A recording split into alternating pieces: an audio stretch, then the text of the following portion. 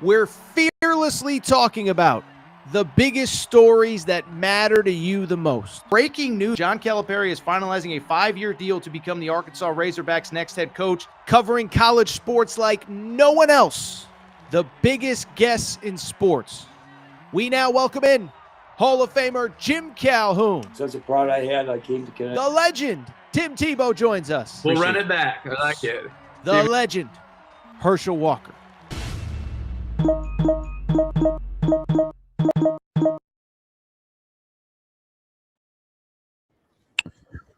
Welcome in, everybody. Little Wednesday morning edition, Torres Sports Podcast. I'm your host, Torres. Hope everybody's doing well.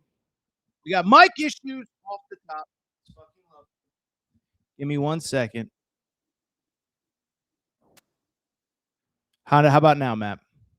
How do I sound?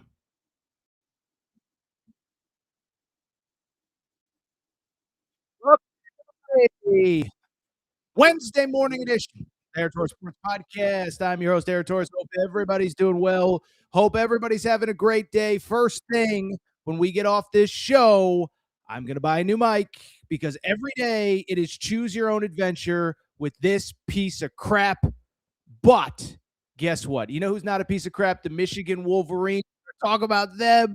Destruction at Purdue, what it means for Michigan, what it does not. We will also talk about just an embarrassing night for the Kentucky Wildcats as the Kentucky Wildcats fall to the Georgia Bulldogs. And I hate to say it, I think we just have to officially accept this is what the Mark Pope era is, what it will not be. We'll discuss that. We'll discuss a Mick Cronin rant for the ages. I know I sounded like Mick Cronin off the top there. I'm pretty upset myself, but we'll talk about Mick Cronin. We'll talk about NC State going BTA on a shorthanded UNC. I think the SMU story is pretty cool. And then we will wrap with a little bit of an unfortunate piece of news as Jacob Toppin left the game late, very late, well after midnight Eastern on Tuesday night. And anyway, I'm in a bad mood. Let's get started. Before we get started, make sure you're subscribed to Aaron Torres Pod YouTube channel. New clips, new videos going up every single day. We really do appreciate your support. Thank you for all of you who listen and subscribe every single day. For those of you who do not or are not subscribed, we just passed 70,000 subscribers. So thank you for your guys' support. I think we can get to 80K before the NCAA tournament starts, but we cannot do it without your support. If you love college basketball, we're live every single morning talking about this great sport of ours. Also, before we get started, you know what is great?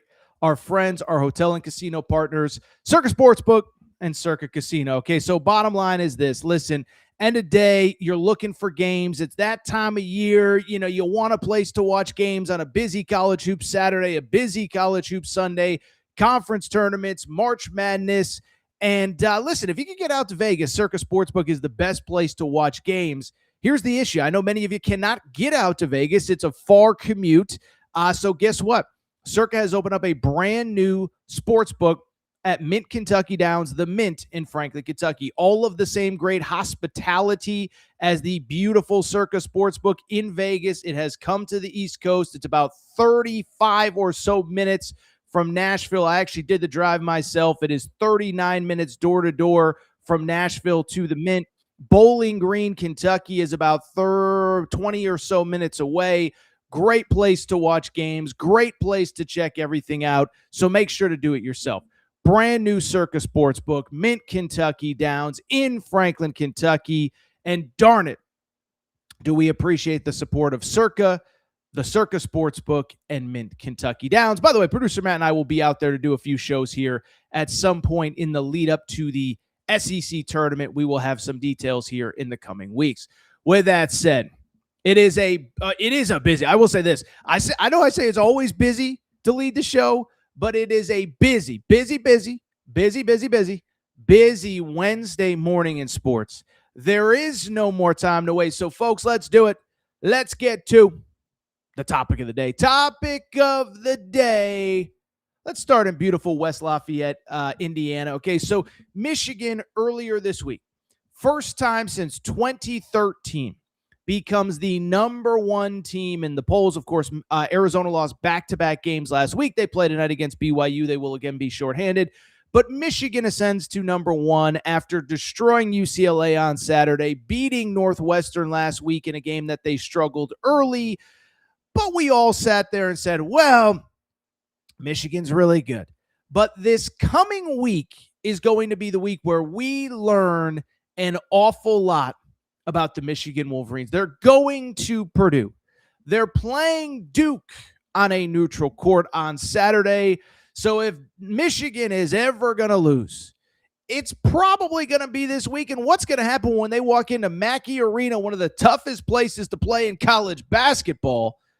And then on top of all of it, Sunday night, did you log on to social media? Because if you did, you saw an old video of Michigan star Yaxel Lendeborg going very viral. Matt, you can go ahead and play the edited version. We had to edit it down. There may be children and small, whatever. There may be people listening to this that, we got to go earmuffs on. So Yaxel Lendeborg, an old video resurfaced from the summer with him talking about Purdue. Josh, when we see Purdue, we're going to spank they beat they Purdue, you, and people like Purdue. Michigan. That was Yaxel Lendeborg in the summer. Controversial video surfaces. Michigan has to address it on Monday, and we wondered, is it really what you want to do going into Mackey Arena, giving the Purdue Boilermakers bulletin board material? Well, as it turns out, our guy Yaxel Lendeborg, by the way, my preseason National Player of the Year, no big deal. Turns out Yaxel Lendeborg said no lies, because how about this?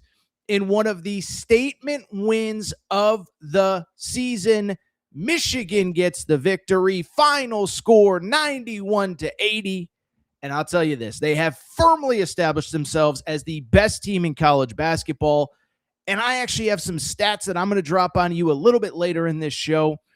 I actually don't think we realize just how good they are relative to the competition this year, just how good they could be. Now, we'll see if they finish it out. But historically, we'll get to all of that in a minute. But let's go ahead and talk about this game. First of all, as far as the game is concerned, first of all, I know I'm in a bad mood today, but Peacock, is this really what we're doing? We're putting a game on Peacock.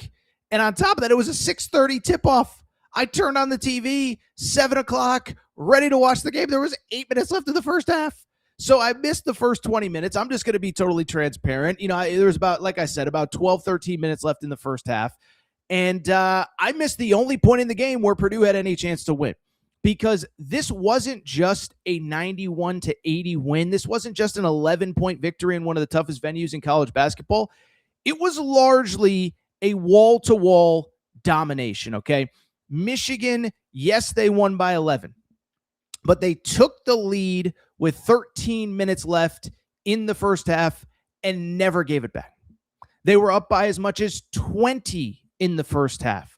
They were up by as much as 16 with about 8 minutes to go in this game. And so I bring it up because Purdue had to rally just to make this game respectable. Forget about winning the game.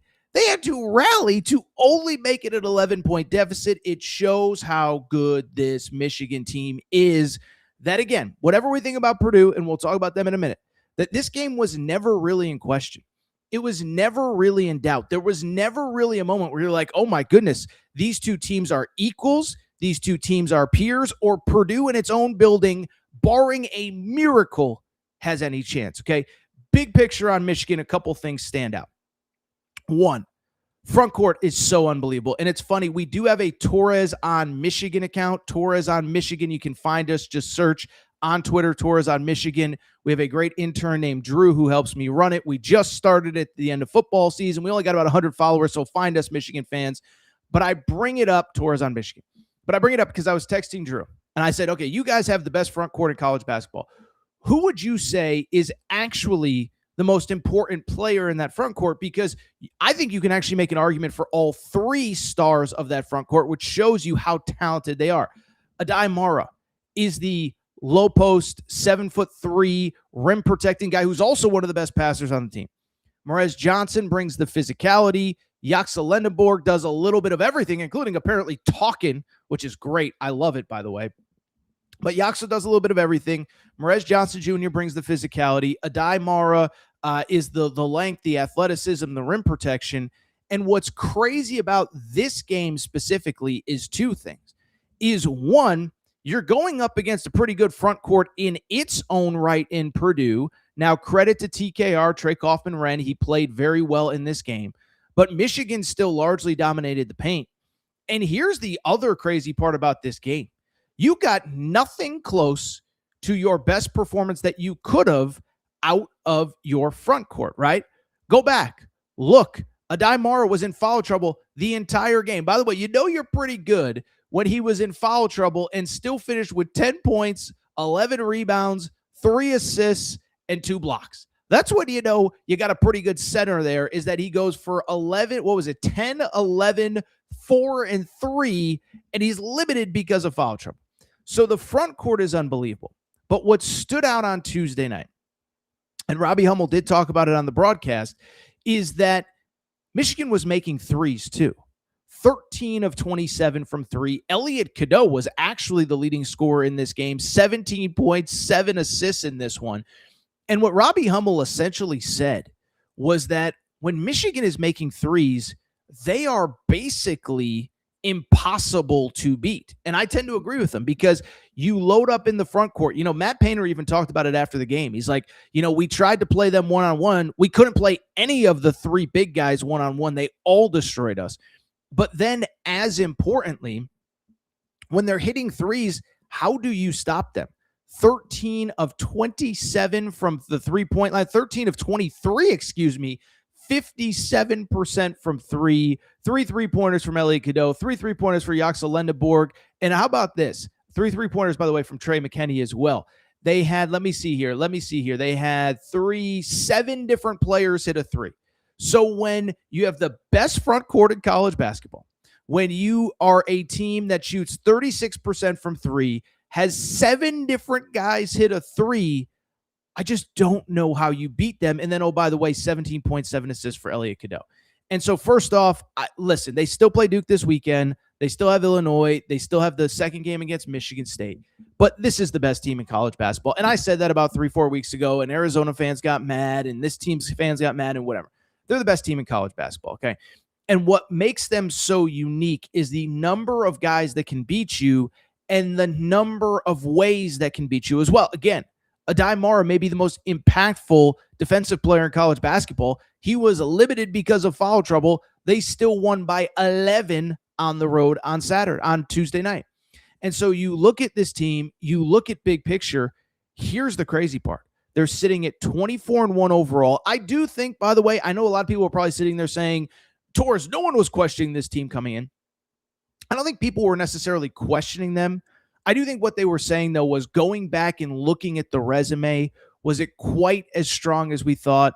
The Auburn win early in the year doesn't look as good as it did. Gonzaga's good, but maybe not as good as we thought at the time.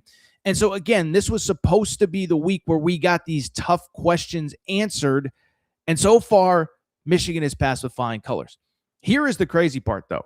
As good as Michigan looked on Tuesday night, let me also make this argument. I think they're actually even better than people realize.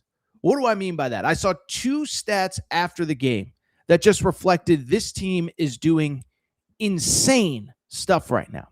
So first off, the first stat that stood out, 1, is the fact that, by the way, back in December, they set the Big Ten record for 30-point wins. But with another double-digit win, Matt, you could pop up that stat. They now have 20 of 25 wins by double figures, by at least 10 points, and 14 wins by 20 points. By the way, there are 7 40-plus point wins, a Big Ten record. But again, they now have 20 wins by double figures this season. And by the way, some of them are games like Northwestern last week where they didn't even play that well and rallied and still won by double figures. So this team is unbelievable. The other stat that I saw on Wednesday morning, I thought this was interesting. So last year, so first of all, I think everybody knows, if you're watching a College Hoops podcast, you're at least familiar with the name or the term KenPom. Well, KenPom is an analytics algorithm that's really been dating back about 10, 12, 15 years now. I think since like 2002, so maybe close to a quarter century now. And I bring it up because every single year, a new piece of data emerges, and you can kind of compare it historically. And so as we got into the NCAA tournament last year, what was interesting was this. Duke last year with Cooper Flagg, Malawach, Con Knipple, etc., was believed to be the best team in the history of the KenPom algorithm. In other words, he's been ranking every team since the early 2000s, so about 25 years. And based on his algorithm, there had never been a better team in college basketball than last year's Duke team. That is until Tuesday night, because the second piece of content was this. Via CBB content on Twitter, Michigan, the highest rated KenPom team since the 1999 Duke Blue Devils, who, by the way, lost to the UConn Huskies in the national championship game. For people who don't remember, Elton Brand, National Player of the Year, Corey Maggette, William Avery ended up being a lottery pick. Michigan, the highest rated KenPom team since 1999 Duke. So we'll see. There's still tough games ahead, but I'm here to tell you, I don't think they're just good. I think they are on the trajectory to be historically good, and in this new era, probably compared very favorably to the UConn team from a few years ago and teams like that. I think the only question now is, how the heck do you beat Michigan? And I'll say this, I thought our buddy Yaxel Lendenborg had a good answer to that. Jeff Goodman from Field 68 caught up with him after the game, asked him a very simple question. Yaxel, how the hell do you guys get beat? Here was his answer. All right, last one. What's the weakness of this team? I would just say probably what Wisconsin did. Whatever they did, that was the weakness. Meaning they're just shooting the you-know-what out of the ball? Yeah, exactly. If you go 60, 70% from three, then that's our weakness, man. That's all I got. All right, thanks, man. Great seeing you. For those who didn't watch the Wisconsin-Michigan game, by the way, Wisconsin, I think 15 of like 22 from three. Just basically that's the blueprint. You have to go crazy from three. You have to hope Michigan doesn't go crazy from three. Then you got to pray. That's how you beat Michigan. Congrats to the Michigan Wolverines. By the way, again, does not get easier. They play the Duke Blue Devils, neutral site game, out of conference game. I love that both of these schools agreed to do this. They will play that game Saturday in Washington, D.C. Really quickly, I don't think there's anything to add on Purdue. I'm not even going to get into Purdue. I think they are who they are. I think they're fine. I think they're good. I think they're not great. This is a team that's now lost three games, at home this season. Three best teams they've played, Illinois, Iowa State, and Michigan, all beat them at Mackey Arena. By the way, Michigan and Iowa State by double figures.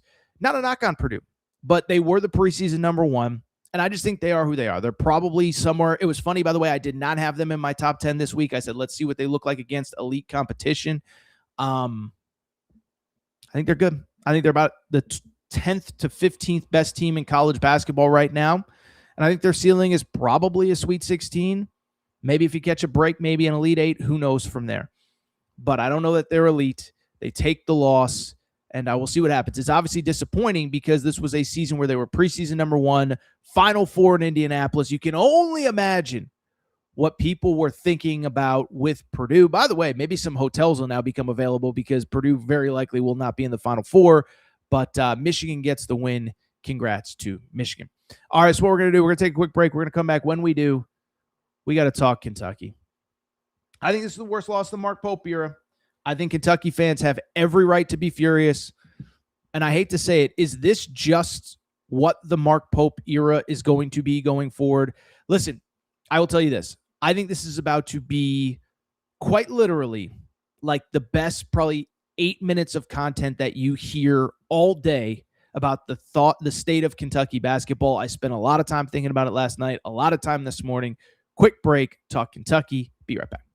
All right, we're going to get back to the show in a minute, but before we do, you know what we got to do. We got to thank our friends. We got to thank our partners. We got to go ahead and thank Cauley Puffs and CauleyPuffs.com. Yeah, you see the logo on the back of the screen right here. Okay, so I've told you all about Cauley Puffs, but family-owned company, not far from where I live. Joey, a huge sports fan. And one day he was sitting on the couch and he said, you know what? I need a snack that is both healthy but delicious, something my kids are going to love, something my family's going to love, something I'm going to love. And so he came up with Cauley Puffs. This is the new age health food snack. You don't need to go to the grocery aisle and buy all that crap, the Doritos, the Fritos. No, my friends, you need Cauley Puffs. Baked, not fried, avocado oil, no grease, healthy ingredients. But here's the best part. They taste freaking delicious. Actually, there's another best part. In addition to tasting delicious, in addition to being healthy, they are also taking care of listeners of the Aaron Torres pod. Okay, so check this out. All you got to do is go to CauleyPuffs.com. That's CauleyPuffs.com, CauleyPuffs.com, and you can get 15% off any purchase with the promo code Torres. That's Torres, Torres. It's that simple. 15% off any purchase. One bag to try them out, 100 bags to cater a party. Doesn't really matter. Promo code Torres. CauleyPuffs.com gets you 15% off. Cauley Puffs also available on Amazon. You obviously can't get the promo code there, but CauleyPuffs.com, CauleyPuffs.com, promo code Torres gets you 15% off any purchase. Thank you to our friends at Cauley Puffs. All right, everybody. I'm back. Good to be back. So we just talked about that dominant Michigan performance. We now have to switch gears to talk about a very undominant performance from the Kentucky Wildcats. Okay, so Kentucky coming into Tuesday night, of course, remember, let's not forget, this was a team that just lost to Florida, and it was the first time all year that if you were really trying to be fair, you could sit there and say, you know what, you lose, but it was pretty competitive all game long. It was one of those games that you go on the road in league play. The other team's probably better. You fought like heck. And sometimes, you just come out on the wrong side of a result. And I said, let's just keep the momentum going if you're Kentucky, beat Georgia, and really build towards a second half stretch run, or a final stretch run, I should say, where you are in competition for an SEC regular season title, even after the loss to Florida. Well, I bring it up because in what can only be described as yet another no-show. I was going to say a no-show for the ages, but I feel like I've actually described about 2 to 3 Kentucky games like that already this year. Kentucky loses at home. Final score in this one, 86-78. Georgia's first win at Rupp Arena since the Billy Gillispie era. I'm here to tell you this. This is the worst loss of the Mark Pope era. And let me take it a step further. I hate to say this. I think this is just what the Mark Pope era is going to be. And I understand every piece of frustration that Kentucky fans have. Let's get into this game, and let's start by saying this. Yes, we have to give credit to Georgia. Must-win game. They're on the tournament bubble, the wrong side of the bubble probably right now. They needed this game, and as some people did point out, it is worth noting their best player, Jeremiah Wilkinson, returned to the starting lineup after missing 2 games to injury. Let me also say this. Congrats to Georgia on the win. Jeremiah Wilkinson missed a grand total of 2 games. Jeremiah Wilkinson was in the lineup as of 10 days ago, and Georgia lost 3 of the final 4 games that he played in. Okay? Let's stop acting, and this is no disrespect intended, like Jeremiah Wilkinson returning to Georgia is Willis Reed walking out of the tunnel or whatever. He's a very good college basketball player. It is no disrespect. I'm happy that he and Georgia had their moment, and Jeremiah Wilkinson was certainly good. 16 points, 6 of 16 shooting, but that game was not about some megastar returning and putting the team on his back. Instead, what it was about was Mark Pope and the Kentucky Wildcats doing what they do all season long, a complete no-show at the worst possible time. And I hate to say it, I just think this is what the Mark Pope era is. This is a situation where, unfortunately, and especially this season, so this season, you are just not as talented as most teams that you play, but even the teams that you are on equal footing with, even the teams that you should be able to show up and beat, it's just a complete, spin the bottle, and maybe it lands on you and maybe it doesn't. But the bottom line is talent is one thing, but the complete inability to consistently show up ready to play has to be one of the most annoying and frustrating things I can ever remember for a college basketball program, right? It's one thing to lose to bad teams. It's another thing to lose when you just don't show up ready to play time after time after time after time after time, okay? So first of all, that's real. And by the way, this is the conundrum that Kentucky finds themselves in. They're not talented enough to overwhelm teams. They don't show up enough. When you don't have that talent, you have to show up ready to play every night, and they don't do that either. It is a terrible combination, and it falls flatly on Mark Pope, right? So I was thinking about this. First of all, the talent thing. We know that right now Mark Pope just is not recruiting at the level that you probably need to win a national championship. I thought the first offseason he did really well. He recruited players who fit his system, whatever.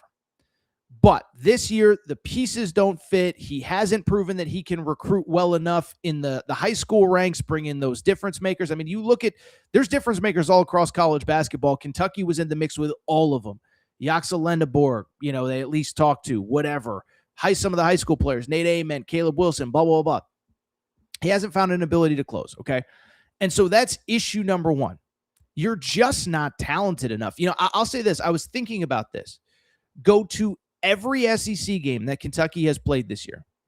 How many times can you genuinely say, I was thinking about this watching Georgia, Kentucky. Can you genuinely say that the team that Kentucky had was clearly more talented than the team they were facing? I think you can say that about one opponent, Ole Miss, maybe Mississippi State. You can't say it about LSU. You can't say it about Georgia, who might miss the NCAA tournament. You can't say it about Texas. You can't say it about whoever. I don't think they've played South Carolina. I'd hope that they're more talented than South Carolina. How many teams can you say they were more talented than? And I know Jalen Lowe is out with injury, and I know Jaden Quaintance is out with injury. I'm here to tell you this. Jalen Lowe, with due respect, again, Kentucky is 18-9 right now? Let me make sure that I have that number correct. Kentucky is currently 17-9. So that's 26 games, 25 games. Is that right? 26 games. 26 games. They're 17-9. With due respect to Jalen Lowe, if he was healthy, Kentucky isn't 23-3. They're not 24-2. He's a nice player. He's not a difference maker. Jaden Quaintance, when you took his commitment, you knew was coming off knee surgery and you were never getting the best version of him. And so again, that's issue number one, is the fact that you just don't have the talent to compete. But here is the real issue, is when you know you don't have the talent, guess what? You have to convince your guys to show up ready to play every single game. And this is what stood out to me watching the game last night. I just mentioned there's maybe one game that I can say in the SEC, Kentucky definitively had more talent than the opponent. I would argue the Ole Miss game, that's it. Maybe Mississippi State. Here's the bigger issue. How many games in the SEC or even against power conference competition can you say that Kentucky definitively showed up ready to play? Like from the second the ball was tipped. Off the top of my head, I can think of one time. One time. That was the Arkansas game, and they were awesome. And they deserve all the credit for going above Walton and winning. But even some of the great wins, you fell down double figures twice to Tennessee. You fell down double figures to St. John's and did win. Heck, you fell down double figures to Mississippi State. You fell down double figures to LSU. And like, I'm not saying you don't deserve any credit for coming back, but when you're not that talented, you cannot show up not ready to play. And that is exactly who Kentucky is. And this is the big issue. It is the worst combination of both of those things. Okay, I was thinking about this. And I'm not trying to do the Arkansas John Calipari conversation, but I actually think it's totally applicable here. And this isn't to like pour salt in the wound. It's just stating a fact. Look at Arkansas. Listen, I love Coach Cal. I think we can all agree that in game, he is not the greatest coach to ever walk the face of the earth. Okay. I think he's good. I think he's maybe a little bit underrated. He's not great. But he has so much talent on that team that there's been 6 or 7 games that Arkansas just shows up and destroys people. Kentucky has not destroyed anybody all season long from start to finish in the power, like a power conference team. I'm talking about Eastern Illinois and Western Carolina and all the other, directional schools. I'm talking about great programs. They have not destroyed anyone from start to finish that I can remember. And then conversely, in close games, someday, like, you need talent. And so I didn't mean to go on the Calipari side tangent, but it is important. You got to be one or the other. You either got to be really talented to overcome poor play, or if you don't have the talent, you have to come out ready to play every single night. And so to me, that is why this is the worst loss of the Mark Pope era. Because at the end of the day, it's now late February. You know what's at stake. You know you are not going to overwhelm people the second you walk into the building. And so you have to be ready to play, and they weren't again. And here we go again with this same cycle. And so I could go on, but what I'll say is a couple things. Is one, I think the part that would worry me the most, and we have talked about this probably after the Vanderbilt game, is that this isn't an issue solely this season, right? And I think that's something that we all lose kind of sight of, is that last year, yes, Kentucky, at least to their credit, showed up for the big games. Florida at Rupp, Alabama at Rupp, Duke early, Gonzaga early, whatever. There were some real no-shows too. The Ohio State game right before Christmas, total no-show. Ole Miss at Ole Miss, total no-show. And I know by the end of the year there were injuries, so maybe that's not totally fair, but that's the concern. And so at this point, I do think it's the worst loss of the Mark Pope era. And I don't want to say I've kind of given up on the Mark Pope era. Like I kind of just have, I'll be honest, and he's not the worst coach that's ever walked the face of the earth. And he's going to get next year. You can lose every game the rest of the year. He's not out after this year. But one, needs to be better in recruiting. And there's conversation about, a GM. By the way, we're going to do a members-only mailbag again this week. You can join our membership community. It's an extra tier, about $4.99 a month. Really does help us. But I think we're going to address that Kentucky GM issue because we get a lot of those questions. I probably have a mailbag full of 3 or 4 of them, to be perfectly honest. You need a GM. You need more talent, but this is my concern. Even if you have talent, can you get guys to show up every night? Now, sometimes you're really good at getting guys to show up after halftime, but how are we 2 years in? And I can count, I need more than 2 hands to count the number of games that you just showed up for completely unready. And so there is a whole other conversation whenever Kentucky season ends about what they need to do. I saw a lot of chatter on social media about who do you actually want back from this team. I can think of 2 guys that I definitively would want back. Colin Chandler, Malachi Moreno, that's kind of it. Braden Hawthorne, who's redshirting, whatever. There's a lot of conversations to be had. I don't know that they're today, but this was the game, and maybe even Vandy a few weeks ago, but this was the game that really just smacked me in the forehead of, like, if you can't get talent, but then you can't coach up the guys that you do have when you're at a talent deficiency, is this just what this era is going to be, where every single game you have no idea what you're going to get when you show up to the arena? And lastly, let me say this, because now I'm just rambling. I think Kentucky fans get a bad rap. I see this, Kentucky expects to win every game. No, I say it all the time. Just don't embarrass yourself. Just don't embarrass the school. We don't expect you to show up and win every single game. But can you show up locked in and ready to go most of the time? Can you show up locked in, ready to go all of the time? And then again, if you just lose because another team is better, it happens. Kentucky fans were not mad about the Florida loss. Kentucky fans were whatever. I can't think of every loss off the top of my head. They were mad about Georgia, not ready to go. They were mad about Louisville, not ready to go. You bury yourself down 20. This is the problem. It's not getting any better. I had 2 more tweets ready to go, but I'm just so mad. By the way, I'm not even gonna do my Billy Donovan rant right now. Matt, you don't have to pop up the tweet, but I did tweet it out on Tuesday night of just like, you could have waited 3 more days and talked to Billy Donovan. You just could have waited. You rushed to the Mark Pope thing. I'm not trying to be negative. And by the way, because I know people are going to say, oh, Torres, you're going to glaze him when they win again. Listen, I try to be fair on both sides. When the team has won 9 of 10, you have to give him credit. But when they completely show up not ready to play, like it's just, I don't know that I've ever seen anything like it. I really don't. I don't know that I've ever seen anything like it. That's my Kentucky take. Matt, before we come back and talk Mick Cronin, do we have any Kentucky comments that are worth getting at, or is it just a lot of frustration? Because I think every fan has every right to be frustrated today. Snake Oil Shyster says they have showed zero heart and Pope looks lost as you know what. You're right. You're right. And like, it's one of those things. Again, I want to give Kentucky fans credit because I don't think Kentucky fans expect to win every game.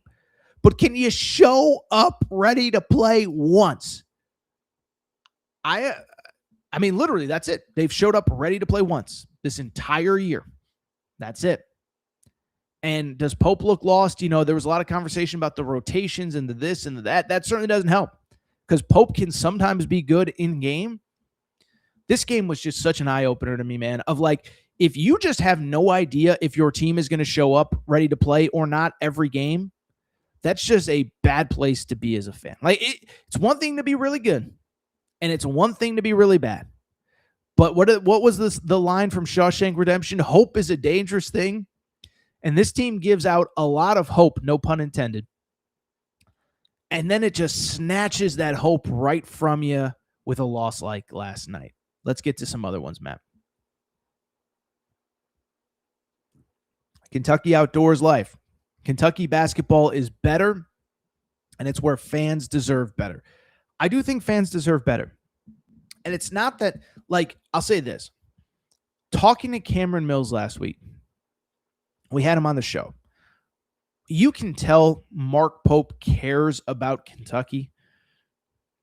I'm trying to be careful what I say here because guess what? They're another 3-game winning streak away from me having to praise him again. But it's just, they just don't show up ready to play. It's mind-boggling to me. Like, and I'm not comparing Mark Pope to Hall of Famers, but let's compare Mark Pope to Hall of Famers for a second. Like, you watch Houston. How many times in the last 5 years can you say Houston just showed up not ready to play? I think UConn has its limitations this year. They always show. Look at Duke. I was critical of John Shire because he's making up getting punched on the sidelines. How many times can you say that Duke just showed up not ready to play? They got an expensive roster. They spent a lot of money. They got NBA players. John Shire has figured it out.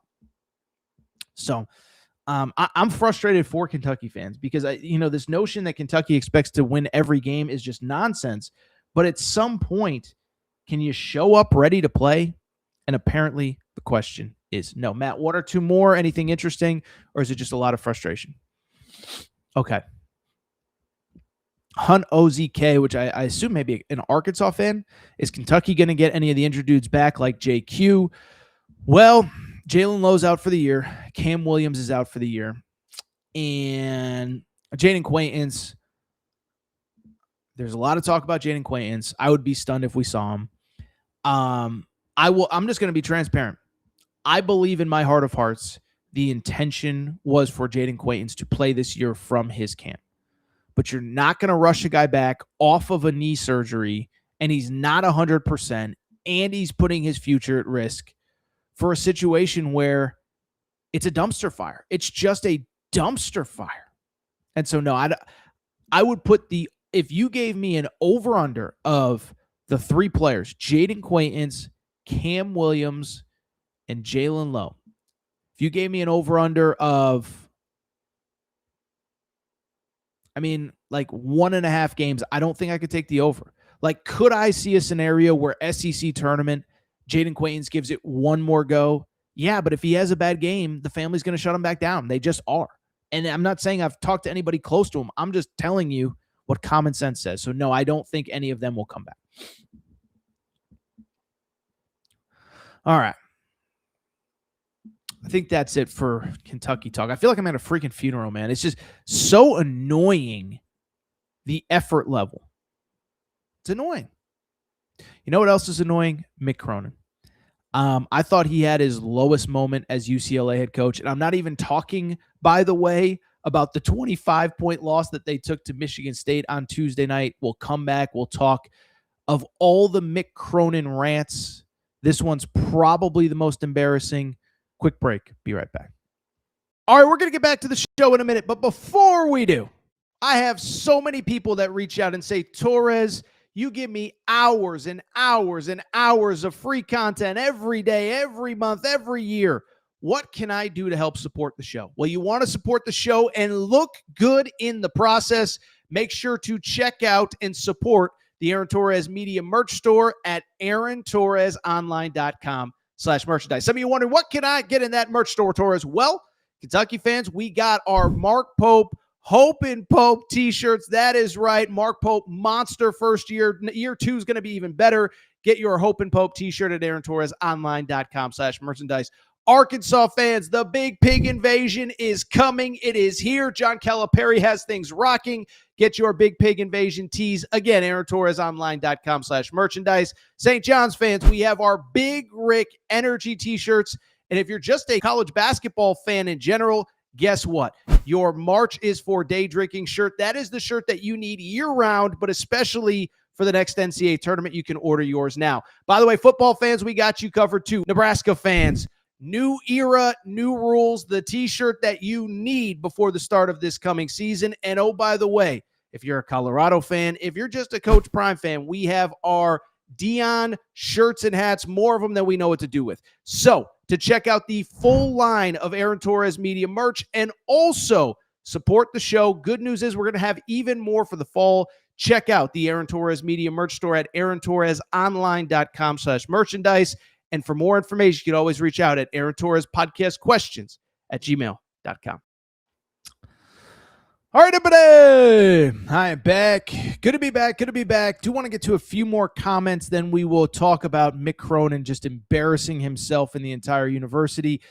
Snake Oil Shyster says, when Michigan brought in Dusty May with the resources they have, they created a monster. He will win multiple titles with Larry Ellison level money. That's the thing. One thing, and I told Cam Mills this last week, I am so tired of every time any big brand takes a bad loss, it gets blamed on NIL. Oh, they don't, Texas loses to Georgia in football. Well, the players aren't the same since NIL. Then Texas beats Texas A&M. Oh, the players aren't. It's not all NIL. Dusty May is proving you can win at a high level while you're paying players. By the way, Kurt Cignetti, you want the quick side story? If Indiana had fired Mike Woodson a year before they did, they might have Dusty May and Kurt Cignetti right now. Does not matter. Michigan brought in Dusty May, and I think this is an important point by Snake Oil Shyster of Dusty May has all the resources that he needs. Like I was told during the recruiting meeting with Yaxel Lendenborg, the conversation was they said, don't even worry about money. Whatever you want, we got you. It's about style of play. It's about fit. It's about making you the best player you can. And oh, by the way, we're going to make you the highest paid player in college basketball. I don't believe it. So he has the resources, but he has the sales pitch as well. So I agree 100% on that one. Couple other ones. Snake Oil Shyster also says even Cal's kids want to play for him. Listen, this has been Cal's greatest gift, is he gets all of these guys to believe in the bigger picture and how it can help him. Now, he has a track record. Devin Booker off the bench, worth $500 million. Anthony Davis, what was it? The 6th most shots on the team or whatever the stat was. Obviously, number 1 overall pick. So he has the track record, but that is his probably greatest gift. Kentucky Joe says Mark Pope deserves 1 more year. Yes, this roster's on him. He'll get another year. But if you can't have your team ready to play every single game, I don't know how that gets better in the offseason. By the way, smash the numbers. We led the show talking your Michigan Wolverines. Congrats on a big win. He says, question, does Michigan really have that much higher of a payroll than other teams? Mercenaries can be bought, but this team is very unselfish. I would guess Michigan has a top 5 payroll, top 7 payroll, top 10 payroll. They're in that upper tier. The only numbers that I think we know publicly, it's been reported that Kentucky's at 22, and it's been reported that UNC, North Carolina, is at 14 million. And I think the UNC thing was leaked by somebody to kind of put the pressure on Hubert Davis of like, bro, we gave you everything you need. You got to go win. To his credit, prior to the Caleb Wilson injury, he largely was. But I would say Michigan's top 5. But it doesn't matter. It's how you allocate the resources and do you get guys to buy in, and Michigan has clearly done that. Smash the numbers. I don't know where you live, bro. I would start buying I would start trying to find hotels in Indianapolis, and as somebody who had to book mine the last couple of days, they're very expensive. I think your Wolverines are going to Indianapolis. Need the No Hope and Pope t-shirts right now. Dusty May is an amazing coach. Michigan has so many. Listen, this is more of a college football conversation. But this is why the Big Ten is dominating football right now. I say it all the time. The story came out about Mark Cuban, and I had known this, and I thought it was common knowledge, but apparently it wasn't. Mark Cuban had never donated to Indiana athletics until Curt Cignetti got there. He just didn't believe in, like, I'm going to give you, $25 million for a facility or, NIL budget, whatever. And so Curt Cignetti gets there. He vibes with Mark Cuban. Mark Cuban says, for the first time, I'm going to give to the athletic department. Every Big Ten school has guys like that. And Michigan is an extreme of that, where they have so much money. Now, they're all in on NIL. Like, remember, when Harbaugh was there, early NIL, it was like, we'll pay the players we have. We're not paying dudes out of high school. We're not paying dudes out of the portal. That's changed. As Snake Oil Shyster says, so many billionaire graduates. Listen, I think Dusty May had pretty much whatever money he needed last offseason. And it's almost like Curt Cignetti in football. He's going to have, you keep doing what you're doing, he's going to have whatever money he needs this offseason as well. I like this from Snake Oil Shyster. Dusty May is a unit, man. Nobody has not lost hope in Mark Pope. He said, I'd bet my house he's at Kentucky for at least another 15 years. There's a lot of Kentucky negativity right now. Listen, I think that I believe that I just gave you about the best 8 to 10 minutes on Kentucky basketball, so you can go back and listen to it. By the way, one more good comment from Snake Oil Shyster. He says, one thing that's hurting Kentucky, the past pros supported them in the past, and I feel like a lot of our pros feel like the school did Cal some kind of way, and that's not my personal feelings. That's one place where I will not criticize Mark Pope. I think he's done a good job trying to build relationships with some of those NBA guys. One, it's hard to build relationships with guys in the NBA right now. They have a million people around them. They're busy. They're hard to get access to, and you don't know them. Like, it's one thing for Cal to show up because he has a relationship with Shai Gilgeous-Alexander, whatever. But I do think Mark Pope has tried. I remember over the summer he was hanging out at the Minnesota facility with Julius Randle, and clearly him and John Wall have a relationship. It's just disappointing. It's just disappointing. But we could go on and on about Kentucky forever. Let's switch gears really quickly. Before we do, one thing really quick. Smash the Number says Duke versus Michigan. Let's see here. Should be good anyway. Who you got, Torres? I'll tell you what. We will preview that on tomorrow's show, Michigan versus Duke, because we have the top 4 teams in college basketball playing this weekend. Number 2, Houston versus number 4, Arizona. Number 1, Michigan. Number 3, Duke. We will preview those games on tomorrow's show. And by the way, if you are a Michigan fan or a Duke fan and you need tickets to the game on Saturday, or if you need any tickets to any concert, any show, any game, use our friends at SeatGeek. SeatGeek is America's number 1 ticketing app. 28 million downloads of SeatGeek across this beautiful globe of ours. And what I love about SeatGeek, 2 things. 1, every ticket on the app is rated 1 through 10. It's got a green dot or a red dot. Green dot means go ahead and purchase that bad boy. Red dot means you probably want to stay away. But you know what I really love about SeatGeek? It's that they take care of listeners of this podcast right here. If you download the SeatGeek app, if you use promo code Torres, it gets you $20 off your first purchase. SeatGeek app, promo code Torres gets you $20 off your first purchase. And here's the cool part. It's not just for college basketball. Any concert, any show. I've said it a million times. Buddy of mine bought Backstreet Boys tickets for his wife. Great gift. He used SeatGeek.com, promo code Torres. I had a buddy use them for UConn hockey tickets. SeatGeek.com, promo code Torres, got him $20 off. Had a buddy use them for Dodgers tickets during baseball season. SeatGeek.com, promo code Torres, got him $20 off. Any ticket on the app, anywhere, SeatGeek.com, promo code Torres. SeatGeek.com, promo code Torres gets you $20 off. And by the way, don't tell anybody.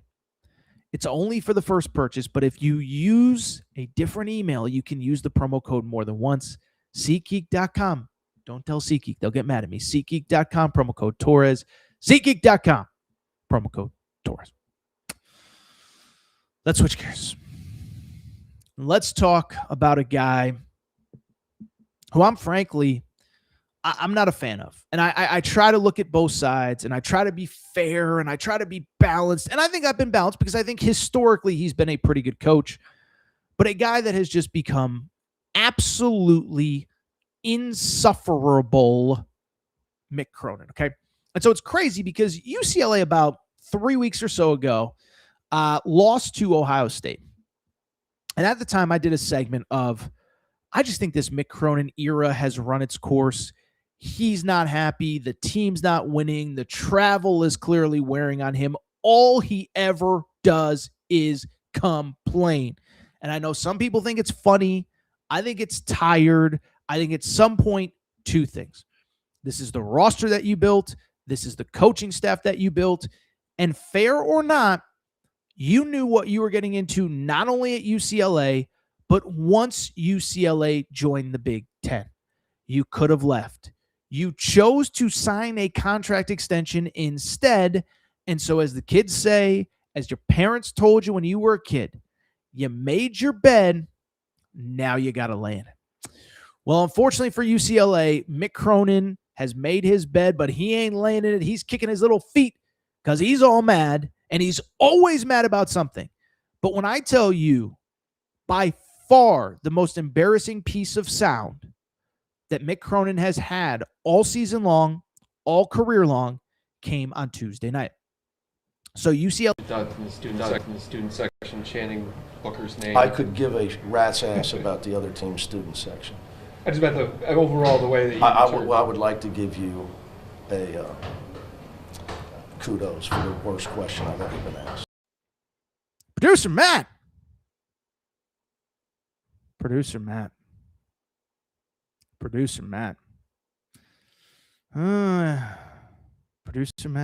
I'm disappointed. I'm also disappointed in Mick Cronin. So, Matt, I'll click the sound when I'm ready, okay? No worries at all. I'm not going to pull a Mick Cronin on you. Don't worry. I'm not going to rant and rave. No worries. So, okay. So, here's the deal. Tuesday night, they play at Michigan State. They just lost to Michigan by 30. And in my head, I kind of wondered, like, are we maybe going to get a better effort from UCLA on on Tuesday night against Michigan State. They got destroyed by Michigan. But then I was like, it feels like every game that they go to the East Coast, it's not even really competitive. So I bring it up. They play Michigan State.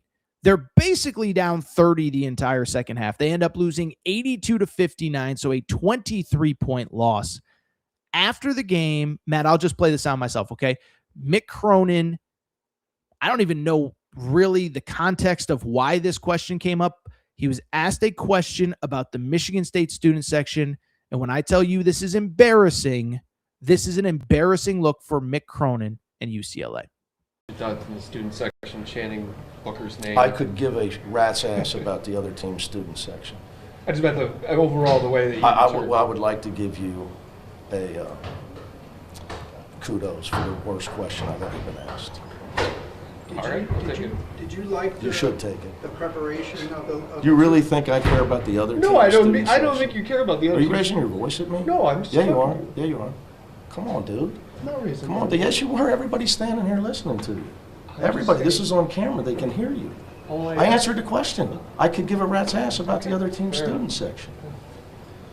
I coach UCLA. I don't care about Michigan State students. I mean, who cares? That was Mick Cronin after the game talking about, he was asked about Michigan State student section. Let me say this. I don't know the context of the question, but I'm also, listen, I'm not going to blindly defend the media guy. But what I will say, that Mick Cronin sound was embarrassing for him, and it was embarrassing for the university. I think the school president, I think Martin Jarman, the AD, needs to come out and say something that is not how you want your highest profile employee to act. Okay, so first of all, 3 things on that. One, first of all, I don't care about I don't give a rat's you-know-what about the student section. Same time, that was the worst question I've ever been asked. Who are you, Mick Cronin? Listen, your team just lost by 23, okay? I don't think you want to start talking about other people and their jobs. Because if that's the worst question I've ever seen, that was one of the worst laydowns I've ever seen by your team. And so don't start telling people how to do their jobs and who does it well and who does it not. You can respectfully say, hey, man, that's the least of my concerns right now. We're not a very good basketball team. And by the way, some of Cronin's rants are pretty funny. This just wasn't one of them. And then 2, are you raising your voice at me? Come on, man. Yeah, I would have raised my voice too because you're acting like a you-know-what. And so then he goes all Napoleonic, oh my goodness, are you raising your voice? Who the F do you think you are, dude? I am sorry, okay? And so to me, as I watch this, I will tell you what I think. I just think this Mick Cronin thing, I just think it's come to an end, okay? Now, in Mick Cronin's defense to a degree, and we just talked about it, I will readily acknowledge the job that he currently has is not the job that he signed up for, okay? UCLA, when he got to UCLA, was in the Pac-12. They were playing West Coast schools, not a lot of travel, whatever. This becomes a much more difficult job with the travel that you have, with the opponents that you play. And I actually tweeted this out. Matt, did I send you a Mick Cronin tweet? Okay. So I said this after the game. I said, I think you can legitimately argue that no program in college basketball has been more hurt by realignment than UCLA. They're 17-10. They are 17-9. I think I got that stat wrong. But they're 1-5 in games on the East Coast. The only win that they had to a team traveling east was to last place Penn State. Lost by 30 to Michigan. Lost by 30 to Michigan State. Lost to Ohio State, who isn't even good. And so I think you can argue that UCLA has been more negatively impacted by the travel, by realignment, I should say, than anyone else. I said it at the bottom. They were a perennial Pac-12 title contender, and now because of the travel, they basically have 5, 6, 7, 8 losses just built into the schedule. It's funny. I was talking to one of the West Coast coaches the last couple days. They were like, dude, you got to remember, it's not just the travel east, but you travel back west. It takes you 2 or 3 days for your body to catch up. So I understand the job isn't easy. But 2, like I said, he has signed an extension. He wants to be in LA. He likes the sunshine. He wants to golf. I think he has some horse thing down at Santa Del Mar down in San Diego. He wants to be on the West Coast. So this is what you've signed up for. And so you can't complain. Instead, it's complaint after complaint after complaint after complaint after complaint. And I think what is most surprising to me is the fact that they're just not very good. And I think the other thing too, now the roster's not good. I don't really see where it gets better, right? First of all, I said this a few weeks ago. I think one of the things that will eventually be his downfall is a guy that we talked about earlier in the show, Adai Mara. Adai Mara, Mick Cronin refused to play a 7'3" dude who's going to play in the NBA. Thought he was too soft. Adai Mara goes to Michigan. He is now the backbone of the best team in college basketball. And UCLA fans were screaming about this throughout last season, throughout the season before. I've said it before. I had Twitter accounts in Spain tweeting at me, Aaron, am I missing something? Why is Adai Mara not playing? But here's the other thing about Mick Cronin. Hasn't really landed impact recruits out of high school. Hasn't developed anybody. He, to his credit, he did get Donovan Dent, who I'll say this. I still think Donovan Dent's good. I just think this is the worst possible system for him. Like, it's ironic. We just talked about Kentucky crashing and burning. I think you can argue Donovan Dent needed a place like Kentucky, and Kentucky needs a guard like him. We don't have to talk about that right now. But he hasn't recruited well in the high school ranks. It's going to be a portal team from year to year, but he is a player or a coach that is best when he has guys in his program for 2, 3, 4 years. Here's the crazy part. Early on, he had success. Made a Final Four in the 2021 bubble. I believe a Sweet 16 back-to-back years after that. I could be mistaken on all of it. But those were all Steve Alford's recruits, and that's something that I think is getting lost in the shuffle with all of this. All those good players he had. Jaime Jaquez, committed to Steve Alford. Tiger Campbell, committed to Steve Alford, played for Steve Alford. Cody Riley, committed to Steve Alford, played for Steve Alford. Who else? Jalen Hill, who unfortunately is no longer with us. Committed to Steve Alford, played for Steve Alford. That whole team that was actually good was not his recruits, but to his credit, he developed them. He kept them in the program. But I just bring it up because since Steve Alford's recruits left, it's been a disaster. And so I don't know how much longer it's going to be. I don't think the contract really allows either side to get out of it. But that was embarrassing. That is UCLA. Like, I'm not even being sarcastic. It's a prestigious university. It's an international university. It is a world-renowned brand. And listen, I'm not sitting there saying that, some person applying to UCLA in another continent is aware of who Mick Cronin is. But at some point, you have to understand the brand is bigger than you itself, right? Like, I'll give you a random example, but we just talked about him. Mark Pope. I don't think he's a very good coach right now. But he understands what he represents being, every time that he speaks, he's speaking on behalf of the University of Kentucky and the entire state of Kentucky. I think most of these guys understand that responsibility. Mick Cronin, you are at one of the most prestigious universities in the world. You are embarrassing your school. You are embarrassing yourself. Your behavior is completely unacceptable.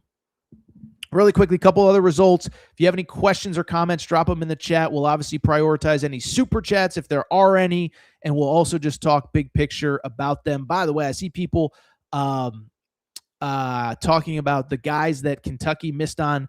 I might want to do a little rant on that at the end. All right. One guy that Kentucky definitely missed on was Caleb Wilson, final 2 of Kentucky versus UNC. UNC is without Caleb Wilson right now. They go to NC State. Final score in this one, 82-58. Listen, I don't want to dismiss the fact that NC State just beat UNC by the biggest margin of victory since 1962. Okay, 1962. If my math is correct, that's 66 years, I believe. Let me do some quick math in my head. 66 years. 66 years. Shout out to my mom. She was born in 55. She's going to be 71 this year. That's how I did the math in my head. 7 years difference between when my mom was born. My mom was 7 years old. 7 years old. The last time NC State beat North Carolina that bad. Will Wade deserves all the credit for having this team in the position that they did, but I can't do like the big yelling and screaming, NC State's back, because even Will Wade said after the Miami game the other day, like, what is our identity right now? We're not good enough right now. So it's a great win. It counts on the team sheet. NC State is going to make the tournament. I think it's largely been a successful year one, but Will Wade also said again after the Miami game how frustrated he is with this team. They can't get over the hump. They have no identity. So I don't want to dismiss a historically great win, but no Caleb Wilson. Henry Visar was out as well. Credit to NC State. He's the right coach. The program is absolutely going in the right direction. I think he's going to make Final Fours. I think they're going to compete for national championships. I just can't do like the big yelling and screaming 9-minute rant about how unbelievable NC State is. North Carolina, I feel much the same. I don't think because they lost by 32 points or whatever that this means that they're the worst program that has ever existed. But congrats to NC State. By the way, I just went on Twitter, saw my buddy Andrew Slater, the NC State GM, tweeting about the game. Really quickly, one other result in the ACC that I just want to give half a second of credit to.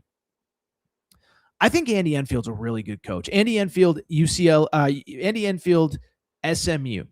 They beat Louisville 95-85. And I know that Louisville fans are mad and it's the same, it's a little bit of a watered down Mark Pope thing of like every time Louisville gets some momentum, they take a step back. I also just think SMU is really good. And I'll be transparent. Again, I know I'm supposed to not be biased and I just criticize Mick Cronin and blah, blah, blah. I actually like Andy Enfield. He lived in LA. He was at USC forever. I thought he was really good and never really got the credit that he deserved at UCLA. Well, it's year 2 at SMU. Remember, that SMU hire led to this whole shenanigans where SMU hires Enfield, Musselman goes to USC, Cal goes to Arkansas, Mark Pope goes to Kentucky, Kevin Young goes to BYU. He's just a really good coach. Like SMU in year 2, they're going to be probably like an 8 or 9 seed in the NCAA tournament. They got some really good players. Jerron Pierre in this game with 25 points. He was one of the hot portal names last year. Boopy Miller, nice returnee with 23 points and 9 assists. I'm just, I just give him a ton of credit because I just think that it's not an easy job. I know they have a lot of money, but the geography, you're kind of in the middle of nowhere. I think it bit them last week. They went to Syracuse. They were up by a lot and they kind of fell apart late. But really good coach. I think he deserves a ton of credit. They're going to the tournament. I think he's going to have a lot of success there. The other thing, too, I think it's called Moody Coliseum, but I think that's Texas's arena, too. Place was freaking rocking. So I give Andy Enfield credit. I think he's a really good coach. Did a great job at USC. Unlike Mick Cronin, when he saw the writing on the wall with the West Coast and the Big Ten, decided, you know what? I want no part of the Big Ten. I want no part of that travel. I'm going to go to the ACC. They get the job done. That's not an easy place, by the way. I know they have money, but as we keep saying, you can have money. What else do you have? And I think there's a lot of recruits I don't even think realize consciously that SMU is in the ACC. So they've done a really good job. I think he's going to be really, really good there. Lastly, this was a super late result, and I don't know if we have any updates since I've started, but I was actually up late. The old wife fell asleep early last night, so I was like, you know what? I'm gonna go ahead and watch this Arizona State Texas Tech game. By the way, we are giving out best bets every day, courtesy of Circa. You can find those on the Aaron Torres Pod YouTube, Aaron Torres Pod Instagram page. So just search Aaron Torres Pod on Instagram if you are on there. But why I bring it up is to say that I'm watching this game. Arizona State, by the way, has some guys. Bobby Hurley's about to get fired. There's a couple interesting names that could be in the portal. But I just bring it up because JT Toppin, late in the game, does go down with injury. I'm looking right now on Twitter. I do not see any update. There may be one that I'm not aware of. It did not look good. As somebody, I'll tell you this. It was a knee, by the way. One, Unfortunately, if you follow college basketball, it actually looked a lot like Richie Saunders in the way that he had to be helped off. I will tell you, true story, I've had 2 meniscus injuries. The way he grabbed his knee is the way that I knee the first time that I tore my meniscus. And so the good news is, by the way, if it's a meniscus injury, that's something that in theory he could be back in like a month, maybe for the NCAA tournament. I'm just hoping it's not anything more serious. You know, the Big 12 right now is getting crushed by injuries. Richie Saunders, as we said, out for the year.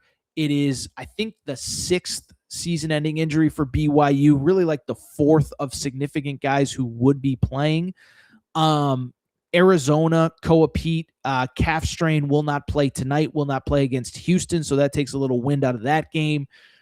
I hope JT Toppin's okay. That was an upset. Arizona State, by the way, does deserve credit. I mean, by the way, if you stayed up until the end, it was like 2 a.m. by the time it ended. They almost blew it. I mean, they could not get the ball in bounds. It was crazy. It was this, it was that. I just bring it up because we're all hoping that JT Toppin is okay. Matt, I see you have a couple things starred. Let's go ahead and get to a couple of those before we get out of here, and then I am going to roll. Chat is very lively today. Kentucky Outdoors Life says Kentucky is playing for the name on the front of the jersey, not the fact. By the way, Michael Trotter does correct me. It's been 64 years since NC State beat UNC that bad, not 66. Bad at math. There's a couple that I saw that I want to get to. Snake Oil Shyster. Jeremy Fears, 0 point, had points, assists, and two kicks to the privates and 4 flops last night. I missed all of those. I don't know. I think the whole UCLA performance was a kick to the privates. So this is an interesting question from Zabeth 8566. He says, so travel from the East teams to the West doesn't matter? Well, of course it matters, but you only have to make one trip West every year. Like Illinois plays at USC tonight. I'm thinking about going. I'm probably not because we got an early show tomorrow. Illinois takes one West Coast trip. UCLA, USC take like 5. That's a big difference, okay? And it's funny because like Musselman this year, Musselman at USC comes from the NBA. He pushed the league office to be like, they were the first team to get a 3-game road trip. They did like 3 games in 7 days. And I think he's been pretty public. Like, give me 4, give me 5. I don't know if the league will allow it. And I think part of it is some of the school stuff where like a school, like I don't think UCLA will allow their students to be off of campus for like 3 weeks at a time during school. But like, if I was one of those West Coast coaches, I'd be like, send me on the road for 2 weeks. Let me play 6 road games in a, 13-day period. I don't care if we're playing every other day. Let's just knock it out in one fell swoop. And so the conversation is, remember, UCLA has made 4 different trips east, I believe. USC, 4 or 5 different trips east. I looked it up, by the way. USC lost to Ohio State in their last game. Add in this UCLA trip that we're currently in the midst of. I looked this up. How about this? Since the 4 West Coast schools joined in the Big 12 last year, they have had 22 combined trips. So Oregon, Washington, USC, and UCLA have went to the East Coast 22 times as 4 programs to play more than 1 game. So 2 or 3 game series. They have won both games of the East Coast road trip. 22 times they've gone. Twice out of 22, they've won both games. It's just really hard. And then, like I said, it's not just the travel east. Sometimes it's the travel back west. You're playing in Illinois on a Thursday, and then Saturday you're back home against whoever. It's a lot. And so it isn't the same. But I'll be honest, like some of the East Coast schools have struggled as well. I remember over the summer, I looked up the ACC schools traveling west, and basically none of them had a ton of success. I think all of them lost at least 1 game last year. It doesn't make sense. And it's hurting the teams. It really is. But that is why. By the way, the other thing I heard about UCLA, the UCLA women's team is good. You don't know what you're talking about. It's a different sport. It's a different sport. I'm sorry. I watch those games. The arenas aren't the same. Some arenas on the East Coast are great, but they're not all as packed consistently. Plus, the talent differential between teams is much greater in the women's game. It's not the same. Let me see here. Aaron, thanks for another great show. Thank you, Kentucky Outdoors Life. Oh, this is interesting. Yeah, we did a Dylan Mingo segment because Snake Oil Shyster is saying, is Pope's lack of a relationship with the former players impacting him? And he brings up a good point. When Dylan Mingo committed to UNC yesterday, he said, like, seeing Caleb Wilson and how much he loves that school, it did have an impact on my decision. Really quickly, there's something I saw I want to get to. Okay. Dent, Wilkerson, or Yaxel would have changed UK to a 30-win team instead of Lowe, JQ, and Mo. I do think this brings up a bigger issue about how you spend your money and who you spend it on. And I think Pope, we can honestly say, I think he panicked last year. I think he missed on a couple guys early. Now, I'll say this, a couple things. I do think with Caleb Wilson, right up down to the home stretch, they could have gotten him. I know that's not part of the conversation. Donovan Dent, I wonder if Kentucky was ever really in the mix or if he was using them to get a better number at UCLA. And I didn't want to say it at the time. I don't know if Yaxel ever seriously considered Kentucky. I mean, the thing is, and this goes to the conversation about Kentucky needing a basketball GM, is that it was known in like January, like, oh, Yaxel's the guy, and everybody was circling the wagons for him. And I just don't know if Kentucky was really in position when the portal opened to really give him the offer that it was going to require for him to get the job. Or get the job done, excuse me. Wilkerson, that one, I did a video. I said, I think he's going to Kentucky. And I did. And, Indiana hired Wilkerson, one of his AAU coach or something like that. But yeah, let's see here. But yes, I think Kentucky is legitimately, like, if I could, it's funny. If you could just take two players that I think Kentucky had a realistic chance to land last offseason, Caleb Wilson, the perfect four-man for Pope, instead of playing Yelovich or whoever. And then I do think you had a chance with Wilkerson. Wilkerson would be awesome in this system. Let me see here if there's one or two more before we get out of here. Okay, let's do this.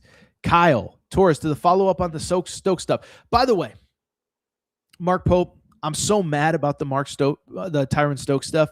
So mad, I didn't even tell you this. The Tyron Stokes clip from yesterday was going crazy viral right up until Kentucky played. And then they lost, and then everyone was like, we stink. We're not getting Tyron Stokes, and everyone stopped watching the video. It had about 7,000 views before the start of the Kentucky game. It's at about 7,300 views right now. So thank you, Mark Pope. You not only lost a game, you screwed up what should be a very viral Tyron Stokes video, but another conversation for another day. So Kyle says, Torres, to follow up on your Stokes stuff, I saw him play versus another Seattle powerhouse in Seattle last Friday. I have never seen another bigger whiner and complainer. Well, I will tell you this. Among ways to fix Kentucky, I don't know if bringing in a whiner and a complainer is the answer. Because, is that a player that Mark Pope is going to get the best out of? I don't know. So we'll see what happens. I said it on yesterday's show for people who missed it. There was a report from a Kansas insider that was like Kansas might be losing steam. And I said, it didn't really fit what I thought. I said, I thought, maybe, Tyron's camp is trying to raise the price by leaking. Oh, Kentucky might still be in the mix. And then I was like, it also could just be Kansas trying to publicly push for a commitment because Kansas has other options as well. But Kyle says that Tyron Stokes saw Tyron Stokes play in high school. He has never seen a bigger whiner and complainer.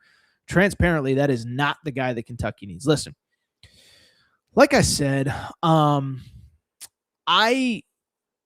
think Kentucky. Oh, is that official? JT Toppin torn right ACL. Somebody said that. I don't know if this is true or not. I hope not. It was bad. It was bad. I I've not seen that. Somebody asked about will Mick Cronin be fired this year? I don't see that. His contract is big. His buyout is big. I just don't really see the world where he's getting fired this year, but it's run its course. And it's not a secret. He has tried on multiple occasions to get other jobs, but he's backed himself into a corner with this huge buyout in this huge rate, this huge situation. Remember, Louisville has opened up twice since he got the UCLA job. He's tried to get it both times. He wanted Ohio State when it opened and it went to Diebler. I think he pushed hard behind the scenes for Indiana last year as well, but he's got like a $20 million buyout. So I think he's stuck there. They're stuck with him. Kind of sucks, man. Kind of sucks. I love this. Was fun to watch Paolo Banchero's brother not back down from Tyron Stokes last Friday, trying to stir stuff up with him after the game. So fun little fact about me. I actually, when Paolo was in high school, I got to know Paolo's dad, Mario, really well. So I am going to tell Mario Banchero, who owns like a meat factory or something over there. It's like a deli. I'm going to tell Mario that in the show today, somebody said that they watched his youngest son really go at Tyron Stokes. I love that story. By the way, we got Arkansas at Alabama tonight. Arkansas Country Boy says if Trevin Brazil shows up for Arkansas, they can win by 4, leak by 30.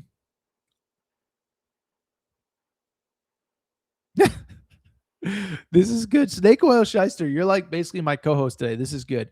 He said Pope is basically the old buyer's remorse guy. He goes to a car, passes on a great deal, regrets it, and then overpays for the next car.